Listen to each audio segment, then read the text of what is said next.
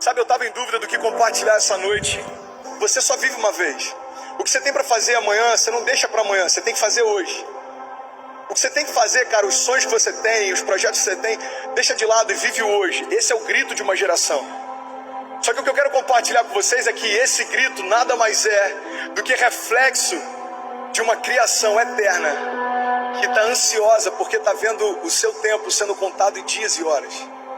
Entende uma coisa, meu irmão? Você sabe por que nós fazemos parte da geração mais ansiosa que já pisou na face da terra? É porque dentro de nós existe uma natureza que foi gerada por Deus para ser eterna. Dentro de nós existe uma natureza que, segundo a palavra de Deus, deseja a eternidade. Só que quando a gente olha para o relógio, a gente vê que o nosso dia termina com 24 horas. Quando a gente olha para o nosso ano, a gente vê que ele termina depois de 12 meses. Quando você lembra do que você viveu nos últimos 10 anos, você percebe que a vida passa muito rápido. Coisas que você imaginou que demorariam anos para acontecer, elas já aconteceram. Sabe, eu ainda me assusto quando eu percebo que eu já tenho 30 anos de idade, porque eu lembro quando eu era mais novo e eu pensava, cara, quando eu tiver 30 anos de idade vai demorar tanto para chegar lá. E hoje eu olho para minha filha com 5 anos de idade e eu percebo que daqui a 10 eu já vou ser um coroa para ela. Pastor, ok, mas o que isso tem a ver comigo que tem 17 anos? O que isso tem a ver comigo que tem 20 anos? Eu vou te explicar. O tempo passa muito rápido e a gente está o tempo inteiro lutando contra o tempo. A gente está o tempo inteiro brigando com o tempo. Eu lembro que eu vi um filme do Will Smith. Se você não viu esse filme ainda, vale a pena ver. Esse filme é demais. E ele se chama Beleza Oculta. Se chama Beleza Oculta. Quantos já viram esse filme? Eu fiquei maluco, cara, porque no início do filme ele fala algo que eu falei, mano, o cara tá falando Bíblia e nem sabe. Ele diz o seguinte: existem 3 coisas que conectam toda a humanidade. Presta atenção nisso. 3 coisas conectam toda a humanidade: o amor, o tempo e a morte. E ele diz, porque todo mundo deseja ser amado, todo mundo anseia ser amado. Ele diz, todo mundo tem preocupação com o tempo, está todo mundo correndo contra o tempo.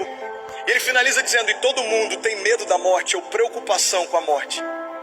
E quando eu ouvi isso, eu lembro que eu estava internado, isso foi no ano passado, eu estava no leito de hospital, eu ouvi isso, eu parei o filme, eu fiquei meditando nisso, eu falei, uau, isso é muito forte. E o que Deus falou comigo é o seguinte, ele me trouxe lá na origem. Porque presta atenção, meu irmão, quando você percebe que algo não está certo, quando você percebe que algo dentro de você talvez não esteja caminhando à altura da tua identidade, você não precisa perceber o que Deus fazia algumas gerações atrás. Você tem que ir o que Deus fazia desde o princípio, porque o que Deus fez desde o princípio é o projeto original dele para a criação. Vocês estão comigo? Diga amém. Você quer saber qual é o plano de Deus para você? Vai na origem. Porque na origem a palavra de Deus diz que Deus, antes de criar um homem, ele criou um ambiente. É porque tudo que Deus faz, ele prepara um ambiente primeiro. Lá na origem fala que quando Deus estabelece o homem, ele dá sobre o homem governo e domínio sobre todas as coisas. É porque esse é o projeto original de Deus para nós. Sabe, quando a gente chega no final de um culto, a gente convida quem quer aceitar Jesus para vir à frente. A gente fica feliz com a salvação, mas você sabia que nem a salvação fazia parte do projeto de Deus para o homem? Você sabe por quê, meu irmão? Porque você só precisa salvar alguém que já está perdido. Redenção significa resgate. Você só vai resgatar alguém que está perdido, alguém que está cativo, alguém que está preso. É por isso que a salvação não é o projeto original de Deus. O projeto original de Deus para o homem é liberdade. Deus cria o ambiente, Deus cria o jardim. Depois então Deus cria o homem, sopra sobre ele o seu espírito. Ou seja, Deus está compartilhando da mesma essência que ele tem. Deus está compartilhando daquilo que ele é. Deus sopra em nós a essência do próprio Deus, a zoe, a própria vida de Deus. E agora ele diz, olha, você agora tem domínio e governo sobre todas as coisas. Esse é o projeto original de Deus, essa é a origem de Deus. E o que Deus me trouxe a memória sobre Gênesis é o seguinte: ei filho, o amor, o tempo e a morte conectam toda a criação. Mas nem sempre foi assim. Você sabe por quê? Porque antes do pecado entrar na história da humanidade, o tempo não era acessível para a gente. O homem nunca se preocupou com o tempo, porque o tempo não contava os dias do homem. O tempo não limitava a história do homem. O homem foi criado como Deus para ser eterno, assim como ele é. E ele disse, sabe filho, a morte também não fazia parte do meu projeto para a criação. Porque o homem não nasceu para morrer um dia, ele nasceu para ser eterno. É por isso que a dor da perda de alguém que a gente ama é tão difícil. Você sabe por quê? Porque não é natural você se despedir de alguém que você ama. Não é natural você olhar para alguém que você ama demais e saber que você nunca mais vai ver aquela pessoa de novo, de forma natural. E aí o que Deus falou comigo é o seguinte, sabe? Jesus, ele veio restabelecer as realidades que existiam desde o Éden. Porque agora aqueles que estão em Cristo não têm mais preocupação com o tempo, porque são eternos assim como Ele é. E não estão mais cativos pela morte. Porque aquele que invadiu o inferno e pegou as chaves do inferno e a morte, compartilha com cada um de nós a autoridade sobre a morte também. Sabe, o que eu acho maravilhoso é que o amor, o tempo e a morte conectam toda a criação, mas para nós só existe algo que continua disponível até hoje, e é o amor. A palavra de Deus não diz que Deus tem amor, a palavra diz que Ele é amor. Deus é amor. Você quer experimentar amor? Tem uma pessoa, se chama Deus, e Ele está disponível para você hoje. Tem alguém que está feliz com isso? Diga amém. Ei, preste atenção, olha para cá. YOLO. Só se vive uma vez.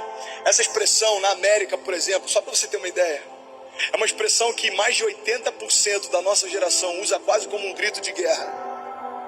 É porque a nossa geração, ela não consegue entender os limites de um tempo, ela não consegue entender os limites do processo, ela não consegue aceitar o porquê que as coisas precisam esperar para acontecer. A gente quer tudo para ontem. A gente ouviu uma promessa de Deus, a gente quer que se estabeleça amanhã. A gente teve uma visão de Deus, a gente quer que se estabeleça nesse mesmo ano. Sabe, às vezes Deus te dá uma visão e aquilo tem a ver com algo que Ele quer gerar em você daqui a 10 anos. Só que tem pessoas que abrem mão do processo porque no meio do caminho acreditam que não vai mais acontecer.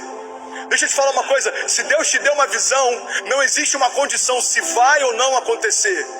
A única coisa que vai condicionar se essa visão vai se tornar real ou não, é se você vai aceitar o processo ou não.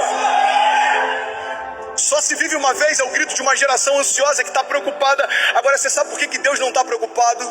Você sabe por que Deus não tem pressa? Porque Ele é eterno.